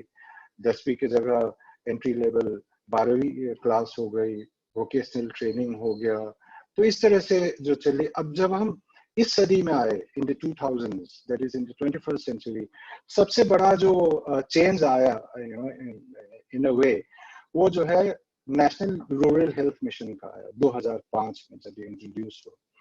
तो हालांकि I am not trying to be on anyone side, but मेरा ये मेरे ख्याल से कर्तव्य भी बनता है कि सरकार ने कुछ कुछ जो कदम उठाए हैं कि ANMs के for the betterment of their working conditions या numbers, I think I'll just quickly highlight on that as well. तो नेशनल रूरल हेल्थ मिशन आया, जो आगे चल के नेशनल हेल्थ मिशन आया, जिसमें प्राइमरी हेल्थ केयर की बहुत बड़ी बातें चली गाँवों में। और ANM का जो महत्व है as a link between the community and the health services, वो बढ़ता गया। और इस मिशन के संदर्भ सेकेंड ANM का उन्होंने घोषणा किया, जिसमें कहते कि हर एक स्टेट में, हर एक सब सेंटर में जहाँ ऑलरेडी एक रेगुलर ANM और सरकार की तरफ से, तो उसमें let us try and get one contractual ANM। तो एक वर्क फोर्स में बढ़ोतरी हुई, तक जहाँ एक ANM था वहाँ 2 ANM होने लग गए। और आज की तारीख में तकरीबन 80,000 से ज्यादा सेकेंड ANMs पूरे देश में फैला हुआ in the sub centre. So I think that is a big achievement in itself. और इसी तरह उनकी जो एजुकेशन है उसमें भी तब्दीलियां होती रही। और संगी संग जब सब सेंटर्स की इंफ्रास्ट्रक्चर स्ट्रेंथन हुई, उसमें जहां पहले मौजूद नहीं थे वहां ANMs के लिए रहने के कमरे बनाए गए। अगर आप आज की तारीख में जाएं फील्ड में, तो हो सकता है you have a double storey सब सेंटर्स इन मेनी लोकेशंस, जहाँ पे पहले मंजिल पे ANM रहते हैं अपने परिवार के संग, बच्चों के संग, और नीचे में जो है सर्विसेज होती हैं, सर्विसेज वितरण होती हैं। इसके संग जैसे आपके डिलीवरी रूम्स बनाए गए, आपके लॉजिस्टिक्स बढ़ाए गए, दवाइयाँ बढ़ाई गई, सप्लाईज उन्होंने मतलब की बढ़ोतरी हुई। और इसके अलावा कई सारे स्किल डेवलपमेंट, किसी स्पीकर ने फिर से कहा था कि स्किल डेवलपमेंट हो, तो इस मिशन के तहत जैसे स्किल बर्थ अटेंडेंट की ट्रेनिंग्स है, या IMNCI कहते हैं बच्चों का, नियोनेट्स का, उनके लिए ट्रेनिंग्स हुई। और नवजात शिशु के लिए NSS की training. Yes yes and okay. इसके अलावा इंडियन पब्लिक हेल्थ स्टैंडर्ड्स आए। एक 2014 में गाइड बुक निकली जिसमें ANMs या फीमेल हेल्थ वर्कर की परफॉर्मेंस को इनहेंस करने की तरीके लिखे गए सरकार की तरफ से। और लास्टली जो आपका COVID-19 पे जहाँ तक बात करें हम, तो फ्रंटलाइन वर्कर्स के संग संग उनके community surveillance, door to door community awareness on social stigma, hand washing, ये उनकी बहुत बड़ा योगदान रहा है इसेंशियल हेल्थ सर्विसेज में, होम क्वारंटाइन के उसमें। और असम से जो हमारी कोलीग ने कहा, जैसे परपेचुअली जो होता रहता है फ्लड्स में, स्पेशल ड्राइव्स में, मिशन इंद्रधनुष में, या फैमिली प्लानिंग फोर्टनाइट में, सीजनल आउटब्रेक्स, जापानीज एन्केफेलाइटिस, डेंगू में, तो इसमें उनका योगदान हमेशा से यहाँ में। Thank you. Thank you doctor Dilip, really आपने बहुत ही वंडरफुली आप इनिशिएटिव बताए और हम लोगों को हिस्टोरिकली पर्सपेक्टिव बताए कि ANM कैसे इवोल्यूशन हुए और the initiatives taken undertaken various for ANMs Now we move on to our speaker, Dr. Sonia. Doctor Sonia ji, आप आपने अभी तक जो सुना कि एएनएम की कितनी सारी उन लोग हर्डल्स कर रहे हैं, अपने इनकाउंटर कर रहे हैं अपने day to day everyday life में, और दे आर बीइंग ओवरबर्डन। तो मैं आपको क्या क्या गवर्नमेंट के इनिशिएटिव्स लिए गए एएनएम वर्कफोर्स को यूटिलाइज करने के लिए, और आप इनसाइट्स की इन चैलेंजेस को कैसे एड्रेस किया गया है as a front line during COVID, कि उन लोगों के चैलेंजेस को कैसे आप लोगों ने फेस किया है from a perspective of a government initiatives taken for ANM's workforce. Thank you Sunita. पहले तो मैं अपने सारे ANMs को, और स्पेशली जो हरियाणा के ANMs हैं, उनमें से मुझे मालूम नहीं है कोई सुन रहा है या नहीं सुन रहा है इस वक्त, लेकिन फिर भी मैं उनको इनडायरेक्टली एक बहुत बड़ा थैंक यू कहना चाहती हूँ, क्योंकि जब भी हमें किसी भी डिफ़िकल्टी में उनकी हेल्प की ज़रूरत होती है, वो लोग कभी भी उस अपनी ड्यूटी में फ्रंट में आने से पीछे नहीं हटते हैं। तो ये एक बहुत बड़ा योगदान आई थिंक जनरल एक हेल्थ सर्विसेज के प्रति हमारी ANMs का हमेशा रहा है। मुझे याद है मैंने खुद कितना सीखा उनसे, क्योंकि शुरुआत में जब हमने काम करना शुरू किया फील्ड में, बिकॉज मेडिकल कॉलेज से जब आप बाहर आते हैं तो आपको रियलिटी पता चलती है। तो मुझे याद है कि चाहे वो पल्स पोलियो के लिए लाइन लिस्टिंग तैयार करना हो, या फिर ड्यू लिस्ट बनाना हो ANC के लिए, PNC के लिए, वो सब इतनी खूबसूरती से और इतने अच्छी तरह से हमारी हरियाणा की ANMs ने हमेशा बनाया। आपका जो प्रश्न है कि कोविड के ड्यूरिंग, इस करंट पैंडेमिक के दौरान क्या मुश्किलें रही, तो मुश्किलें बहुत ज़्यादा बताई नहीं है उन्होंने, लेकिन कुछ ज़िलों से हमें जो फिल्टर होकर कई चीज़ें पता चली, क्योंकि ये ज़्यादातर, जैसा कि प्रिया जी ने भी बोला और उससे पहले हमारी जो बहनें हैं जो ANMs ममता जी और बुलुमा जी ने बताया, तो ये बहुत कम बताते हैं अपनी प्रॉब्लम्स को, लेकिन जो बताया गया उसमें हमें कुछ पता चला है। जैसे कई जगह हम बोलते हैं ना कोरोना वॉरियर्स बोलते हैं, बिकॉज डॉक्टर्स हैं या नर्सेज हैं या ANMs हैं, ये वॉरियर्स हैं, लेकिन कई जगह से हमें ऐसे सुनने को मिला कि कम्युनिटी ने उन्हें बोला कि आप कोरोना कैरियर्स हो, तो उनको वापस कम्युनिटी में आना या जहाँ वो रहती थी वहाँ जाने में लोगों ने रेजिस्टेंस शो किया। तो लेकिन वो हमने डिस्ट्रिक्ट एडमिनिस्ट्रेशन से जल्दी से रिजॉल्व कर लिया और उस चीज़ की कोई दिक्कत नहीं हुई। कुछ बातें मैंने सुनी जो बोल रहे थे कि ट्रांसपोर्टेशन से रिलेटेड डिफ़िकल्टीज आई, तो उसमें हरियाणा में कंप्लेंट्स कोई नहीं थी ANMs की तरफ से, शायद इसलिए क्योंकि यूजुअली ये हमारी मोबाइल टीम का हिस्सा थी, और जहाँ पर ये नहीं, हमें एम्बुलेंस में हम नहीं भेज पाए, वहाँ पर या तो मेडिकल ऑफिसर साथ में जाते थे, या फिर अगर अकेले ANM को जाना होता था तो ट्रांसपोर्ट अलाउंस भी दिया जा रहा था। तो उस वजह से इतना परेशानी एटलीस्ट हम लोगों के नोटिस में ये नहीं आई है। उसके अलावा जैसा कि आई थिंक बाकी प्रांतों में भी हुआ है, पर एक इंश्योरेंस का जो कवर है वो दिया गया है ANMs को, ताकि अगर वो अपना काम करते करते, ऑल्दो अगेन PPE की कोई दिक्कत नहीं आने दी है हम लोगों ने, एटलीस्ट हमारे नोटिस में नहीं है कि उनको PPE की अवेलेबिलिटी कम रही हो, या हैंड सैनिटाइजर्स ना हो, या मास्क ना हो, ये कुछ ऐसा नहीं सुनने को आया है। बाकी generally hand washing, availability of water villages में दिक्कत रही हो, वो एक रूटीन में भी कहीं कहीं पर रहता है, पर अदरवाइज कुछ डिफ़िकल्टी का हमें नोटिस नहीं आया। उसके अलावा जो मैं बोल रही थी आपको कि ट्रांसपोर्टेशन वाला हमने बताया, something else I was talking about, sorry, did I miss? Sunita, do you remember what You talked about social stigma, transportation, insurance. Yes, so coming back to insurance, तो वो इंश्योरेंस मैंने जैसे बोला कि कुछ और प्रांतों में भी है। उसके अलावा हरियाणा का एक नॉवल इनिशिएटिव रहा है कि जब भी सैंपल कलेक्शन के लिए कोई टीम जाती है, क्योंकि जहाँ पर भी, जैसे कि आपको मालूम है, कोविड में इन्फेक्शन होने का एक माध्यम रहता है एरोसॉल्स। तो जो भी प्रोसीजर्स हैं जिसमें कि एरोसॉल जेनरेट होता है, जिसमें कि एक प्रोसीजर सैंपल कलेक्शन भी है, क्योंकि अगर आप फील्ड में जाके, कम्युनिटी में जाके सैंपल कलेक्ट करते हैं तो आपके पास वो कियोस्क भी नहीं है जिसके अंदर की ग्लास का पार्टीशन हुआ है। यहाँ पर आपको सीधा ही जाके वो सैंपल कलेक्ट करना होता है। तो हमने एक ये हरियाणा का एक नॉवल इनिशिएटिव है जिसमें कि doctors, nurses, ANMs, lab technicians जो भी करेंगे ये काम, एरोसोल जनरेटिंग प्रोसीजर्स, जिसमें कि sample collection, isolation ward, ICU का ड्यूटी, जो भी इस तरह का ड्यूटी है, उनको हम डबल सैलरी दे रहे हैं। तो जो बेसिक पे है उसका डबल पे हम इन अपने कोरोना वॉरियर्स को, ये हमारे चीफ मिनिस्टर ने शुरुआत में अनाउंस कर दिया था, तो ये उनको एक एक्स्ट्रा इंसेंटिव रहता है, एक रिकग्निशन है उनकी सर्विस के लिए कि उन्होंने इतने मुश्किल दौर में साथ दिया।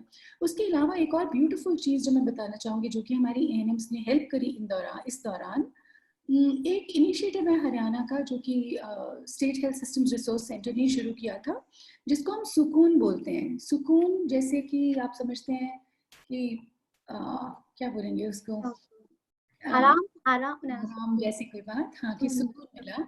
तो ये हमने 12 डिस्ट्रिक्ट हॉस्पिटल्स के अंदर 12 जो जिला के अस्पताल हैं वहाँ पर हमने सुकून सेंटर्स खोले हैं। तो बेसिकली जो ये सुकून सेंटर्स हैं ये sexual and gender based violence की जो विमेन होती हैं सर्वाइवर्स, उनको काउंसिल करने के लिए, उनकी इमोशनल काउंसलिंग, उनको अगर केस रजिस्टर कराना है तो पुलिस FIR कराने में हेल्प करने में, उसके अलावा अगर उनको लीगल असिस्टेंस चाहिए तो फ्री लीगल असिस्टेंस देने के लिए। तो ये सारा कुछ करने में भी क्योंकि जब लॉकडाउन था या उसके बाद में भी जब ट्रांसपोर्ट ज़्यादा नहीं चल रहा था, तो ये एक हमारे जहन में ये चीज़ थी कि अगर कोई महिलाएं जो कि ऑलरेडी डोमेस्टिक वायलेंस की या सेक्सुअल वायलेंस की पीड़ित हैं, तो उनको तो और भी मुश्किल हो रहा होगा सुकून सेंटर्स में आने के लिए।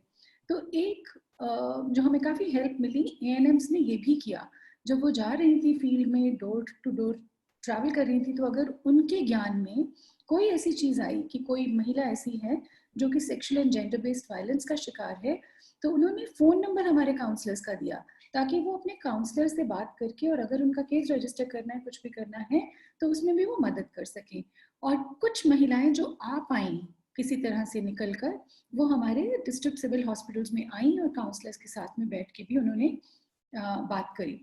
तो एक ये भी बहुत मदद रही, क्योंकि मुझे ये लगता था कि उस दौरान जब सब कुछ बंद है, तो वो महिलाएं जो कि इस वायलेंस की शिकार होती हैं, उनके लिए तो वो और भी ज़्यादा मुश्किल टाइम था। जनरली मुझे यही चीज़ें याद आ रही हैं।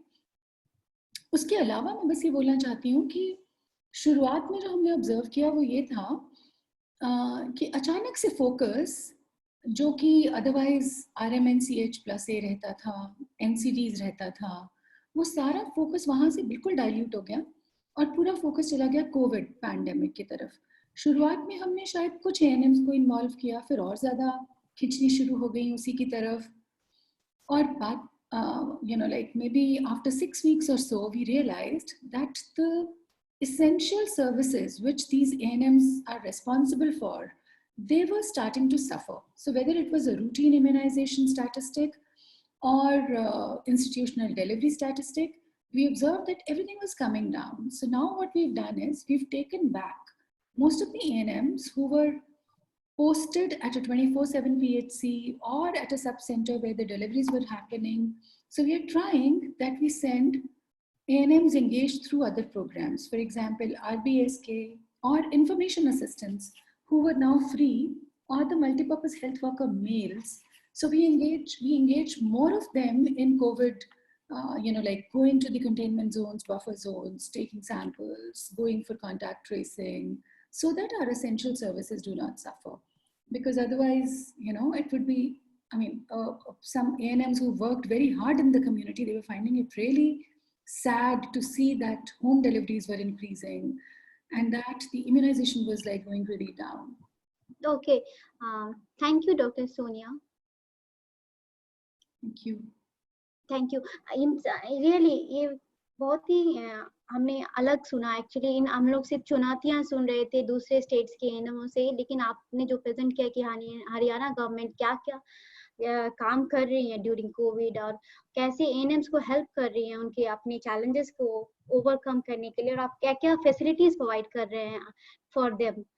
सो आई रियली मैं थोड़ा सा अपने नेक्स्ट पार्ट के जाना चाहती हूँ कि इसमें हम सजेशन या रिकमेंडेशन सुनना फ्रॉम द स्पीकर्स, अगर हो तो कुछ।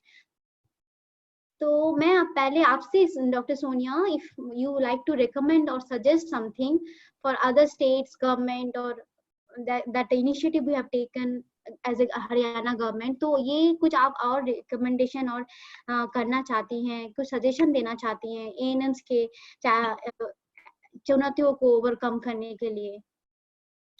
तो मुझे तो लगता है कि हरियाणा को बहुत और काम करने की ज़रूरत है, क्योंकि अभी जो हम कर रहे हैं वो शायद इनफ नहीं है।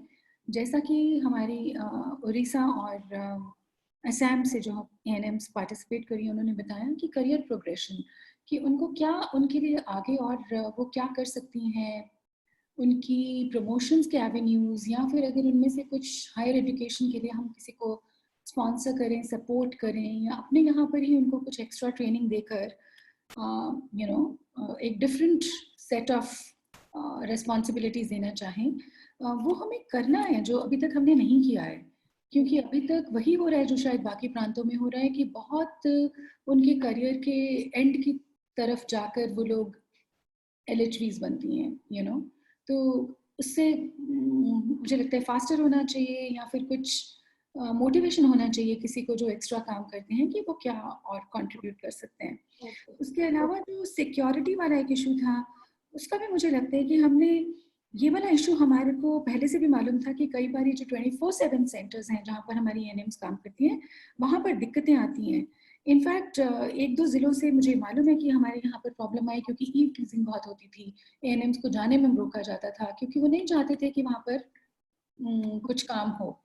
तो यहाँ बस, सॉरी, मैं सिर्फ ये खत्म करना चाहूँगी कि हमने कई जगह तो सिक्योरिटी की सर्विस शुरू करी है थ्रू आउटसोर्सिंग, तो हमने कुछ सिक्योरिटी पर्सनल को हायर किया है, लेकिन उसके अलावा बहुत जगह है जहाँ पे और करने की ज़रूरत है, जो कि मैं सिर्फ रेकमेंड कर सकती हूँ और उसको एडवोकेट कर सकती हूँ, और जहाँ पे भी अपॉर्चुनिटी हो हम उसको यूज़ कर सकते हैं। Okay, thank you doctor Sonia. So मेरे नेक्स्ट स्पीकर, अगर बुलमा जी, आप कुछ रिकमेंडेशन या सजेशन देना चाहते हैं? हाँ, वो पहले तो मैं वो प्रॉब्लम के बारे में वो आप लोगों को मैं बताया ही है ना, वो करियर प्रोग्रेस हमको नहीं है, लेकिन वो ऑल इंडिया से तरफ से 2012 से 2006 से वो करियर पाथ बनाने के लिए हर स्टेट को ये लेटर भेजा है वो सेंट्रल गवर्नमेंट ने, लेकिन स्टेट गवर्नमेंट ने आज तक वो इम्प्लीमेंट भी नहीं किया। ये इम्प्लीमेंट करना होगा। वो बाद में हमारा जो ट्रांसपोर्टेशन के बारे में हम बताया है, जो वो प्रॉब्लम हुआ है एएनएम लोगों को, ये ट्रांसपोर्टेशन अच्छा होना चाहिए। वो ट्रांसपोर्टेशन वो के लिए कोई ना कोई ट्रेवलिंग अलाउंस वो फिक्स दिए देना होगा। ये मेरा ये वो रिकमेंड है। वो बाद में वो हमारा एएनएम लोगों का जो प्रॉब्लम है, सब सेंटर का बिल्डिंग भी नहीं है अच्छा। वो सब सेंटर का वो भीतर में भी क्वार्टर है हमारा, लेकिन वो साइड में वो एक्स्ट्रा क्वार्टर होना चाहिए एएनएम के लिए। वो वहाँ पे बिजली, वो इलेक्ट्रिसिटी, वो वाटर सप्लाई, सब कुछ सिक्योरिटी होना चाहिए। और सब सेंटर में भी वो फोर्थ गेट भी होना चाहिए। वो सब सेंटर का अच्छा बजट भी होना चाहिए। वो सब सेंटर का काम करने के लिए, वो एएनएम लोग काम करने के लिए क्या सब सेंटर में वो बजट को मैं बजट क्या है ये भी रिकमेंड कर रहा हूँ मैं, वो इंडिकेट करके वो देना होगा। वो बाद में जो फोर्थ सब सेंटर में वो एक एलएसबी होना चाहिए, लेकिन नॉर्म्स में अभी तक नहीं है कोई स्टेट में। कोई स्टेट में 14-15 वो सब सेंटर में एएनएम एक एलएसबी काम करता है, लेकिन और जो ब्लॉक पीएससी है ना, ब्लॉक पीएससी में ब्लॉक पीएससी होना चाहिए, लेकिन अभी तक वो ब्लॉक पेशेंट इतना हर स्टेट में इतना नहीं है। लेकिन हरियाणा का मैडम ने बताया है जो वो कोविड का टाइम में वो मैडम ने इतना सारा एएनएम के लिए किया है। हम इसीलिए वो मैडम को थैंक यू देता हूँ। मुझे हरियाणा का वो जो एएनएम के लिए इतना सोचता है, बहुत अच्छा लगा है हम लोगों को। लेकिन कोई स्टेट वो हमारा लोगों को बताया है जो तुम लोग CSS स्कीम का ही है, जो सेंट्रल स्पॉन्स का ही है, इसीलिए सेंट्रल गवर्नमेंट नहीं करेंगे तो वो स्टेट गवर्नमेंट हम कर नहीं पाया। वो INC आप लोगों को सिलेबस नहीं देंगे तो वो हम कुछ ना कुछ नहीं कर पाया। लेकिन इसीलिए हम INC के जाकर भी हम सॉरी ये किया है, लेकिन वो Yes. सेफ्टी जो मेजर्स है, सेफ्टी मेजर्स के बारे में भी हम पूछा है। वो सेफ्टी मेजर्स को जो जो एएनएम लोगों को चाहिए वो लोगों को देना पड़ता है, देने पड़ेगा। ओके, थैंक यू बुलमा जी। मैं ममता जी से भी कुछ सजेशन और रिकमेंडेशन लेना चाहूंगी। ममता जी।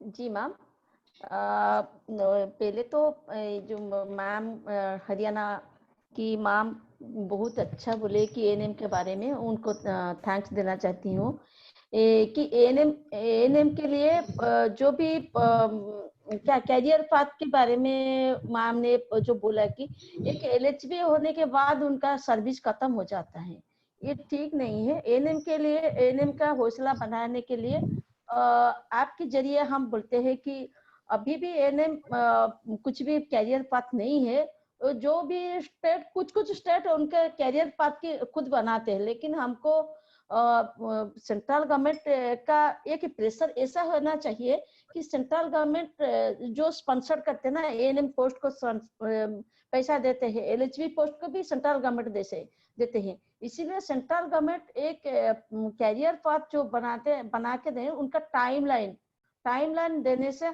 हम थोड़ा सा उपकृत हो गए, थोड़ा सा बेनिफिटेड हो गए, एएनएम लोग बेनिफिटेड हो गए, फिर भी वो लोग बहुत मैंने खुश होंगे।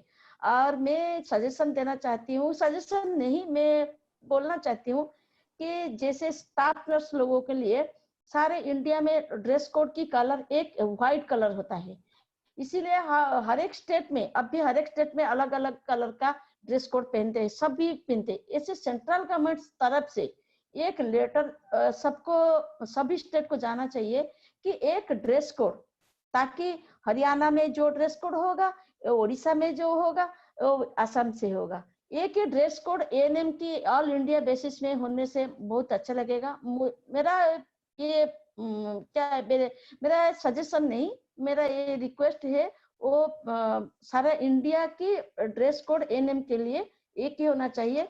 फिर एएनएम का जो डेजिग्नेशन, अभी वो एएनएम के बदले मल्टीपर्पज करके हमको सारे काम हमारे ऊपर छोड़ देते हैं, इसीलिए हम भी डेजिग्नेशन चेंज करना चाहते हैं कि कम्युनिटी में हम काम करते हैं ना, हमको एएनएम की पोस्ट की चेंज करके हम कम्युनिटी हेल्थ नर्स मिडवाइफरी बनाने के लिए हम सोचते हैं। फिर भी आपके ऊपर, कमेटी के ऊपर छोड़ देते हैं। हम चाहते हैं ये पोस्ट की डेजिग्नेशन चेंज करके हमको भी ट्रेनिंग और थोड़ा ट्रेनिंग दीजिए, हम ट्रेनिंग लेने के लिए तैयार हूँ। अगर हमके अभी जो कैरियर पाथ बनाएंगे तो अगर हम नहीं पाएंगे तो आने वाला पीढ़ी तो उपकृत हो गए, इसे हम सोचते हैं।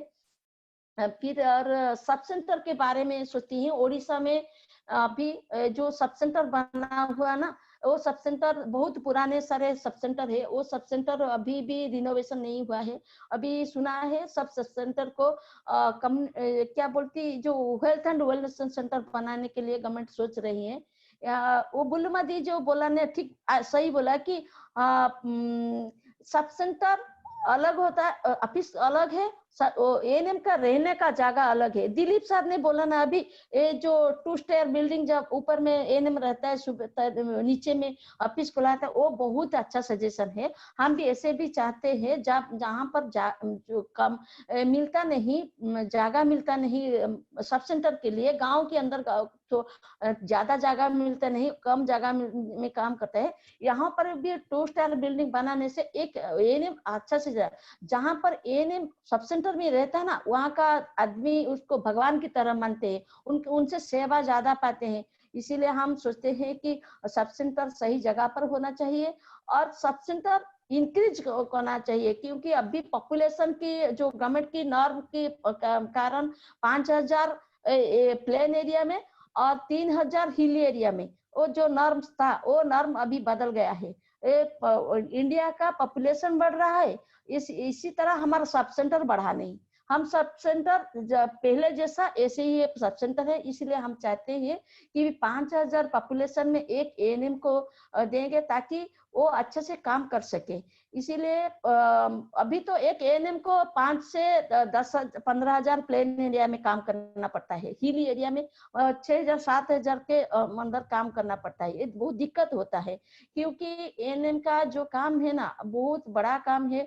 गवर्नमेंट भी हमारी ऊपर हमारी इम्यूनाइजेशन की देखो, उड़ीसा इम्यूनाइजेशन में 3 साल first prize all India basis में लाते हैं, और इधर में आईएमआर एमएमआर डिक्रीज होता है क्योंकि एएनएम की बहुत सारे क्या बोलती परिश्रम करके वो काम करते हैं।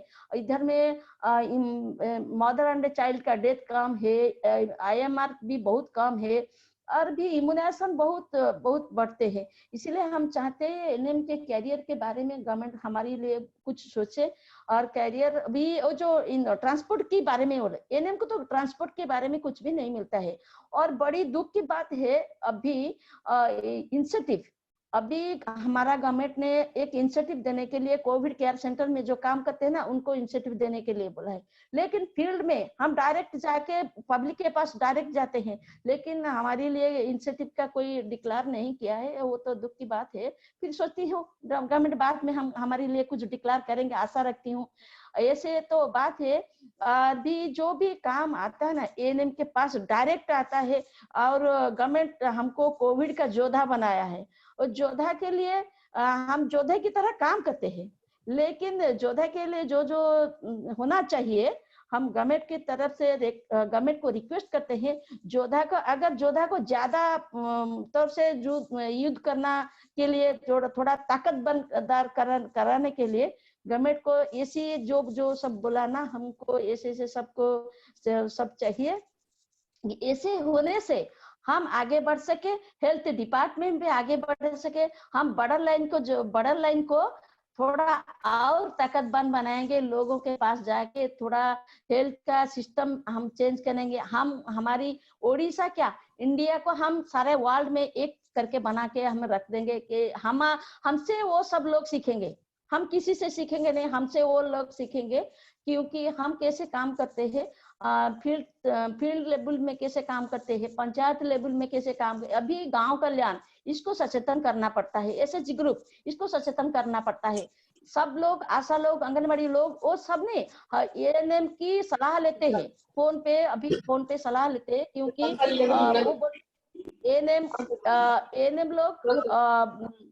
एएनएम लोग के सलाह लेने के बाद ही वो काम करते हैं।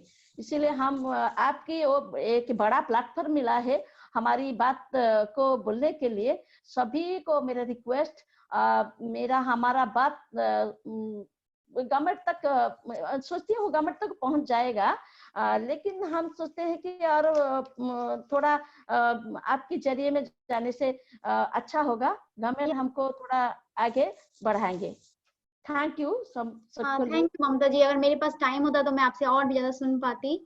आप रियली बहुत ही लर्निंग है मेरे लिए। तो पर मैं हमारे और अदर स्पीकर के पास जाना चाहूंगी। डॉक्टर प्रिया, क्या आप कुछ रिकमेंडेशन सजेस्ट करना चाहती हैं? ये आपने जो जेंडर और इंटरसेक्शन जो प्रॉब्लम्स बताए, डिस्क्रिमिनेशन के बारे में, उनके ऊपर कुछ सजेशन देना चाहते हैं? बेसिकली जो इश्यूज अभी तक आए हैं, बेसिकली इनके दो पहलू हैं। एक है कि हम एएनएम्स को उन सहायिका के रूप में किस तरह सशक्त कर सकते हैं, जो इंस्ट्रूमेंटल वैल्यू है उनका, कि उनको और ट्रेनिंग दे, उनको कैपेसिटी करे।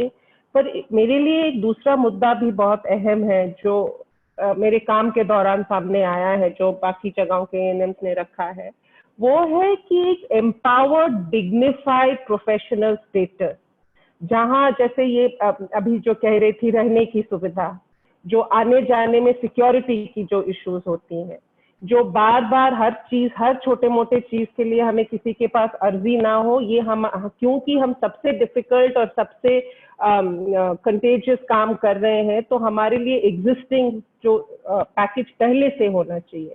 That is one side two से कि दोनों पहलू पे हमें, क्योंकि हम बहुत इन्वेस्टमेंट करते हैं एएनएम्स को सक्षम बनाने में, पर एएनएम की खुद की जो सुख सुविधा और डिग्निटी है, उस पे हम कितना कर सकते हैं। दूसरा जैसे सेक्सुअल हैरेसमेंट एक्ट्स हैं, कई एक्ट्स हैं जो नेचुरली लागू होना चाहिए क्योंकि ये महिलाओं को सुरक्षित करने के लिए ही लगाए गए हैं। तो हमारे कितने सिस्टम्स में ये लागू है, कितना उनको उससे सिक्योरिटी मिलता है। दूसरा मुझे एक और बस वो रिकमेंडेशन करना है कि कोविड के दौरान बहुत से, जैसे हरियाणा के मैम ने बताया और बाकी स्टेट्स में भी हुआ है, बहुत से ऐसे इंश्योरेंस का हुआ है, एक्स्ट्रा इंसेंटिव का हुआ है, कहीं डबल सैलरीज दिए गए हैं। मेरा सिर्फ इतना सुझाव है कि ठीक है कोरोना में शायद उनको थोड़ा और काम करना पड़ा, पर एक्चुअली एएनएम्स नॉर्मल प्री कोविड में भी उतने ही काम करते हैं और उतने ही समस्याएं झेलते हैं। तो केवल इन सुविधाओं को कोविड तक ना सीमित रख के कहीं ना कहीं हम इसकी एडवोकेसी और लॉबी करें कि इनमें से जो अच्छी, जैसे इंश्योरेंस की बात है, सिक्योरिटी की बात है, ये चीजें कहीं ना कहीं हमारे सिस्टमिक लेवल में ट्रांसफर हो जाए ताकि हर एएनएम जो आगे आए और जो है अभी, उनको ये संस्थागत सुविधाएं अपने जॉब के तहत उपलब्ध हो, ना कि हर बारी कोई मुश्किल आए तो हम फिर से भागे और कुछ मांगे। Doctor Dilip, we'd like to have, मतलब आपसे हमसे, oh thank you Priya. Doctor Dilip, thank you doctor Dilip, क्या आप हमें एक कॉन्क्रीट सजेशन या रिकमेंडेशन देना चाहेंगे? Thank you Sunita. वैसे तो जहन में कई सारी चीजें हैं, but looking at the time मैं कोशिश करूंगा कि संक्षिप्त में आपको बताएं। शायद मन तो ये करता है कि आपके हाथ में कोई जादुई छड़ी हो, मैजिक वैंड, आप हिलाए और ये सारे प्रॉब्लम जो है यूं के यूं खत्म हो जाए, बट वो होगा नहीं और शायद उम्मीद करना भी उचित नहीं है। तो इसमें जो सबसे जो इम्पोर्टेंट है, जिसमें सबसे जो महत्वपूर्ण जो चीज है वो है कि जिस तरह से हमारे आज एएनएम्स और कल भी जिस तरह से उनकी समस्याएं हैं, वो एक प्लेटफॉर्म पे, बड़े प्लेटफॉर्म पे उनकी सुनवाई नहीं होती, उनकी आवाजें नहीं पहुंचती। So the best thing probably is to keep the spotlight on, कि आज हमने ये बात इस प्लेटफॉर्म पे कर दी और यही बात दबी रह गई, तो इस तरह से इस बात को आगे बढ़ा जाए। ग्लोबली पूरे संसार में ये जो साल है 2020 for example is the year of international nurses and midwives. Now World Health Assembly has adopted it. The World Health Organization has taken this as a theme of World Health Day of 2020. हो सकता है Covid के चलते थोड़ा सा ये इसकी उतनी इम्पैक्ट हो नहीं पाई, but that's one platform that we should utilize. इसके अलावा जो मैं, because at heart I'm also a researcher, मैं ये फील करता हूँ कि एक रोबस्ट रिसर्च जिसके में राशनल हो, तथ्य हो, मजबूत बुनियाद पे बना हुआ रिसर्च हो और उसमें पुख्ता रिकमेंडेशन हो जो कि प्रैक्टिकल हो और डुएबल हो सरकार के लिए। तो ये दो चीजें जनरेट मैं बहुत महत्व दूंगा। और चूंकि 2 मिनट तो लूंगा to touch upon very briefly on the career progression. बड़ी बातें हुई, बट बहुत सारी बातें भी, but as a policy level मैं चाहता हूँ LHBs की ऐसे उनके लिमिटेड अपॉर्चुनिटीज हैं। आज की तारीख में पूरे देश भर में 10,000 से ज्यादा LHB की पोजीशंस खाली है, तो उसकी फास्ट ट्रैकिंग किया जाए।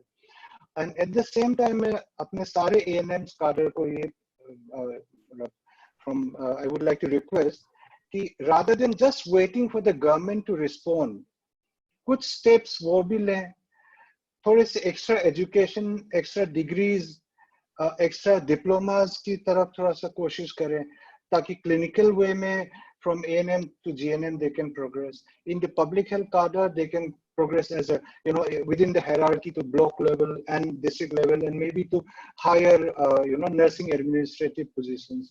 तो इस तरह की जो dual अगर जब मिल के कुछ कोशिशें यहाँ से होंगी, कुछ कोशिशें वहां से होंगी, तो ये एक बड़ा वो रहेगा। एक out of the box suggestion आया था स्टेट से, I think it will find a lot of resonance within the ANM community, is ऐसा हम कुछ सोचे ह्यूमैनिटेरियन ग्राउंड। ये कल को कोई ANM अगर 50-55 साल से ऊपर हो जाती हैं, तो उनकी फील्ड एक्टिविटीज को लिमिट किया जाए, looking at the age factor. जो यंगर नर्सेस हैं, let them step up, let them take the honours of doing those extensive field activities. जो हमारी बुजुर्ग एएनएम्स है, उनको मैनेजरियल काम दिया जाए, सब सेंटर पे ज्यादा काम दिया जाए, या एट बेस्ट अगर बहुत ज्यादा पॉपुलेशन कवरेज की सब सेंटर में है तो उनको कम वर्कलोड के सब सेंटर्स में पोजीशन किया जाए. Thank you so much. Thank you, Dilip. Actually, yeah, we have running little bit late, so मैं थोड़ा सा और 15 मिनट आप लोगों से चाहती हूँ ताकि हम लोग क्वेश्चन आंसर्स की तरफ जा सकें. हमारे पास बहुत सारे क्वेश्चंस आए हैं, पता नहीं कितना हम लोग उनको एड्रेस कर पाएंगे, पर जो अगर एड्रेस नहीं हो पा रहे हैं हम लोग उनको ईमेल के थ्रू एड्रेस कर लेंगे. So let me take some questions.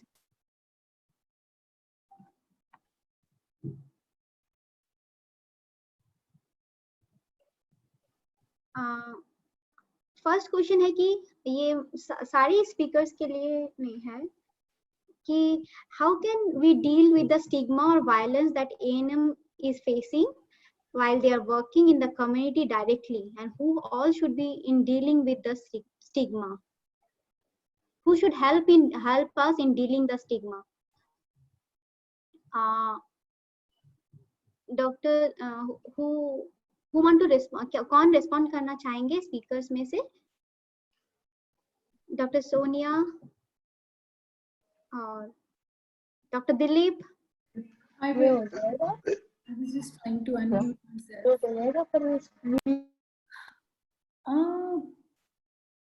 Okay, so what I feel is stigma है.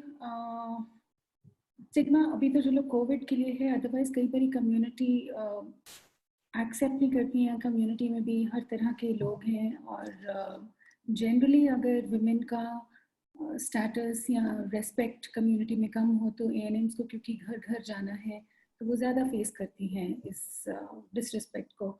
तो उस केस के लिए मुझे तो लगता है कि डिस्ट्रिक्ट एडमिनिस्ट्रेशन को जो जनरली ही होना चाहिए हमारे पूरे देश में कि ज़ीरो टॉलरेंस की पॉलिसी हो, कि अगर कोई किसी भी महिला के साथ में दुर्व्यवहार करता है, और स्पेशली जब वो अपना काम करने गई हो और दुर्व्यवहार करता है, तो ऐसे केस में कम्युनिटी, डिस्ट्रिक्ट एडमिनिस्ट्रेशन, पुलिस, सबको और हमारा अपना डिपार्टमेंट, हम सब लोगों को मिलकर आगे आना चाहिए और ऐसे एक केस को भी एक स्पेशल केस बनाकर डील करना चाहिए ताकि ना हो. बिकॉज अदरवाइज ये हमेशा से हो रहे थे, और जनरली हम देखते हैं कि नर्सेस, एएनएम्स, चाहे वो पेशेंट्स हों या पेशेंट्स के अटेंडेंट्स हों, कभी कभी अपने स्टाफ मेंबर्स या कई बारी कम्युनिटी में कुछ लोग ऐसा कोशिश करते हैं. तो हमें उस कोशिश को शुरू से ही लगाम डाल के रखना चाहिए और ये बताना चाहिए, मैसेज करना चाहिए कि सिर्फ रेस्पेक्ट के योग्य हैं. Okay. Our next question is, are there any provisions for mental health of ANMs in COVID-19? Doctor. मैंने इस पे ना छोटा सा रिप्लाई दिया था, सॉरी. हाँ, मैं दोबारा बोल देती हूँ. Okay. So, okay, then we can go to other question.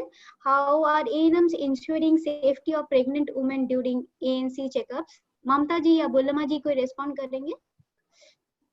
एएनएम्स की प्रेगनेंसी के दौरान कैसे आप लोग उनकी सेफ्टी को ध्यान रखते हैं, और उनके इसके ऊपर कोई किसी ने क्वेश्चन पूछा है? जी मैम.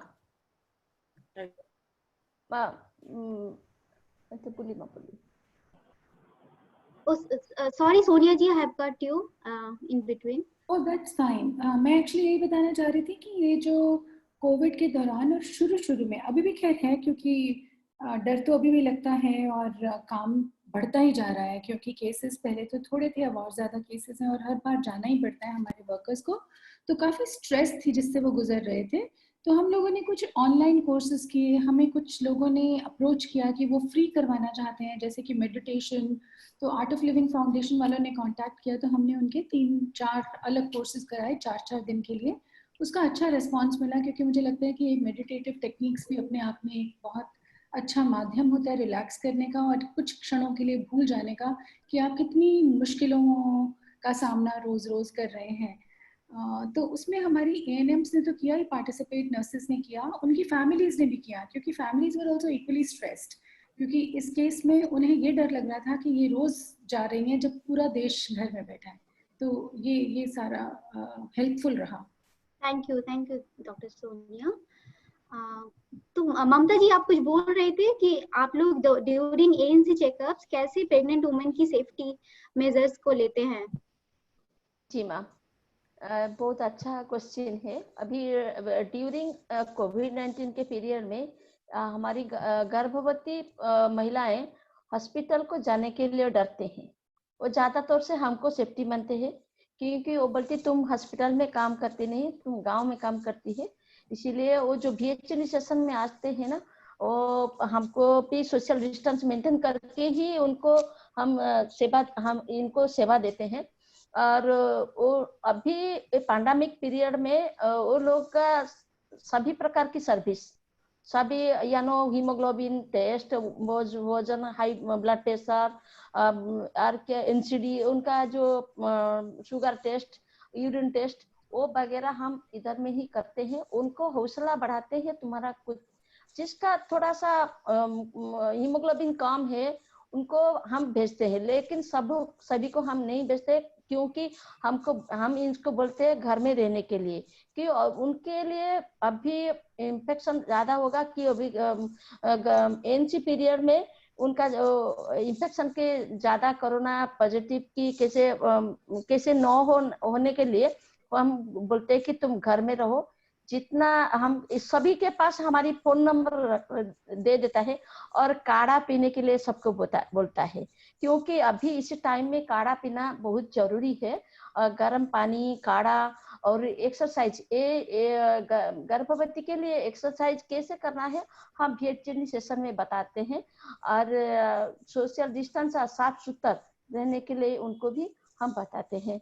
और सेफ्टी उनके लिए तो हम कैसे घर में रहना उनका सेफ्टी मानते हैं। बाहर को बार ये जो बोलते हैं, हम जाते हैं सोनोग्राफी करने के लिए, हम जाएंगे टेस्ट कराने के लिए, हम इनको बोलते हैं कि एक बार कराने के बाद दो बार नहीं जाओ। हमारे पास जो भी VHN सेशन में होता है बहुत अच्छा है। हम सब BP इंस्ट्रूमेंट को सैनिटाइज करते हैं, वजन मशीन को सैनिटाइज करते हैं, सब सैनिटाइज। उनको खुद को बोलते हैं कि पहले हाथ धो, पहले मुंह में मास्क पहन के हमारे पास आओ। और हमारे पास आने के बाद हम तो जानते हैं ना, एएनएम का सोशल डिस्टेंस नहीं है, फिर भी हम खुद को सेफ्टी रख के उनको भी सेफ्टी से सेवा देते हैं। थैंक यू ममता जी। जी तो हमने दोनों पहलुओं को देखा कि गवर्नमेंट क्या इनिशिएटिव ले रही हैं, और एएनएम्स क्या चैलेंजेस और क्या कमेंडेबल वर्क कर रही हैं इन द कम्युनिटी। सो हमारे पास टाइम का थोड़ा सा कंस्ट्रेंट है, हम लोग अभी इस सेशन को कंक्लूड करेंगे। और सॉरी, मैं पार्टिसिपेंट्स को बोलूंगी कि उनके प्रॉपर्ली क्वेश्चंस आंसर नहीं हो पाए, सारे क्वेश्चंस के आंसर। और हम लोग की ईमेल्स आईडी है, और प्लीज आप उनमें हम लोग आपके क्वेश्चंस को रिप्लाई कर देंगे। और मैं सारे स्पीकर्स, डॉक्टर ममता जी, बुलमा जी, डॉक्टर दिलीप, डॉक्टर प्रिया, डॉक्टर सोनिया, रियली आप लोगों ने ये सेशन को बहुत अच्छे से मेरे साथ प्रेजेंट किया, मतलब मेरे really help me in this moderation also, and hope we had really more time to discuss these issues and challenges, and we can come to a common ground. I want to thank the team of Women in Global Health India chapter and Chitkara team and Answers team, really making this is a successful event and really connecting with all the ANMs together in this platform, and really other the important speakers today we had is a really good event. And आप लोगों को एक feedback form मिलेगा chat box में, आप लोग please उस feedback में हमारे फीडबैक फॉर्म को बताइए और हम लोगों को अपने सजेशन दीजिए, और हम लोगों का जो पार्टिसिपेशन का सर्टिफिकेशन है वो भी आप लोगों को मिल जाएगा। So thank you everyone for really, thank you. Thank you, Sunita. Thank you. Thank you so much. It was a real pleasure. Thank you. Thank you.